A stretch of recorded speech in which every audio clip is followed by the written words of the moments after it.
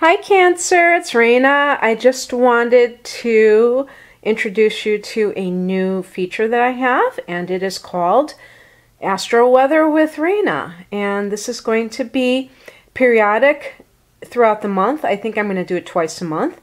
And it's going to cover the transits that are affecting you for that period of time. And so this video, the first one, is going to cover through the end of September. And you have a lot of concentration in your home sector, and that is actually the house that you rule, the fourth house of home and family. So you can look forward to maybe having some more communications with family members, especially parents. This can specifically, maybe it's not anything to do with your family of origin, but maybe it's specifically with your own family that you have created as an adult and matters within that family, or your house. Maybe you have been wanting to sell your house. The sun is going into the fourth house on the 22nd, and Jupiter is already there, Venus as well. And so you're already seeing some positive vibes in that house. Venus and Jupiter are really good for money. They're good for harmony and good luck, especially with Jupiter. The new moon in this house could mean that you see a new beginning in terms of your residence, or some other type of real estate that you own, something to do with your family of origin. Maybe you have a whole new way of relating to them. But I wouldn't be surprised if some of you have put your house on the market and now you're seeing more movement with that.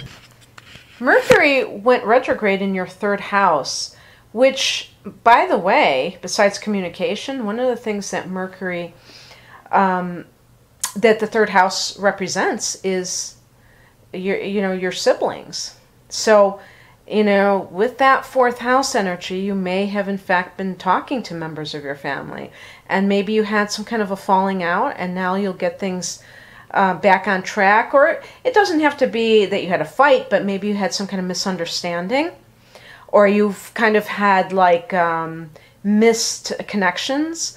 If you have any Mercury retrograde horror stories, please share them below if you want to, because I've had my own with electronics and with just email back and forth stuff. And I always get a kick out of hearing those. But in any case, Mercury rules the third house. So it's anything to do with communication, like blogging. Nowadays with the internet, it's being attached to the third house or connected to the third house. In the past, I used to see the internet being connected to the 11th house, which is what Aquarius rules. And probably because of that electronics connotation. But now, more often, I've been seeing the third house. And also, with the 11th house, it's kind of like the masses, mass consciousness. So I think they both can relate to the internet, but I'm seeing more and more that people are attributing the third house to the internet, because that's our current form of communicating with one another, and all the extensions of that, be it cell phones and just blogging, but that's internet, but you know what I'm saying. So now that Mercury has gone direct in this house, you may be having some kind of thoughts on a project, maybe on a blog that you would like to start, and you're thinking about it. Maybe you're kind of going back in your mind or researching ways to do things online, and now you're going to start. It could have to do with a writing project as well.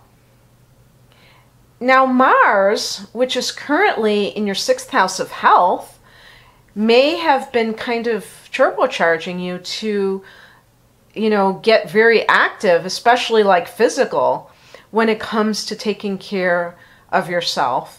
And now it's going to be in your seventh house, which is your long-term relationships. So Mars, the god of war, in the seventh house of marriage and other long-term partnerships. What can that do? Well, on the positive side, it could possibly maybe energize your marriage if it's grown a bit stale. Maybe you'll travel with your spouse somewhere because Mars tends to get people moving. But, you know, there's always the possibility of lack of harmony. Maybe bickering or, you know, not just getting along for whatever reason. So be careful about having Mars in your 7th house. Don't be on the warpath, you know. Be willing to compromise and realize that this too shall pass. If you're just feeling like all of a sudden the two of you are butting heads, don't worry about it because it's just a temporary thing. So yeah, so Mars is going into the 7th house on the 27th of September. And Venus, which had been in your 4th house of home and family, on the 23rd is going into your 5th house of love and romance. And this is a great time for you to be very attractive to a potential partner. So if you are single and looking, this may be a very good time for you to kind of get out and about, because you may meet somebody and you may have extra magnetism.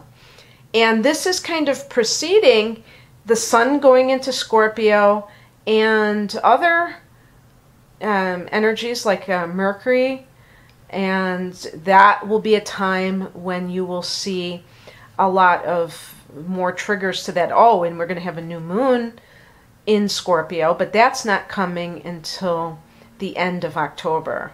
But this might be the time when you might meet that special someone, and maybe it's kind of like a drawn-out process, and eventually the two of you become an item. So that sounds pretty awesome. I hope you enjoyed this, Cancer. It's kind of a new thing for me. I used to do astrology mixed with the tarot, and I felt that they didn't go together very well. But in any case, if you'd like a private reading, you can click on the link below this video and it takes you to my web store. Otherwise, have a great rest of September. Bye.